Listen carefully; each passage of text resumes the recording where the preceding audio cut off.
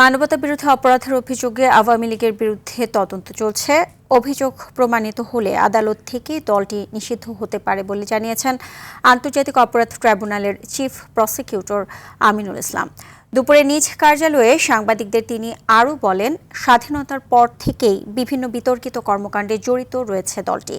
গত 16 বছরেও এর প্রমাণ মিলেছে। চূড়ান্ত প্রতিফলন ঘটেছে জুলাই গণঅভ্যুত্থানে।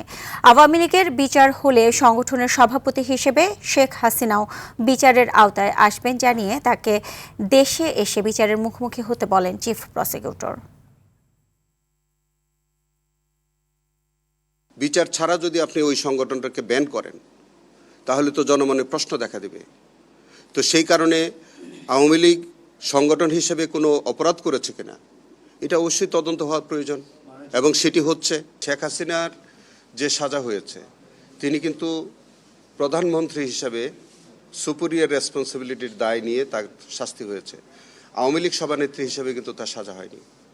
যখন সংগঠন হিসেবে দায় আসবে তখন কিন্তু তিনি সভানেত্রী হিসেবে তার যে ভূমিকা, সেইভাবে এটা সেপারেটলি বিচার হতে পারে যদি রিপোর্ট আসে।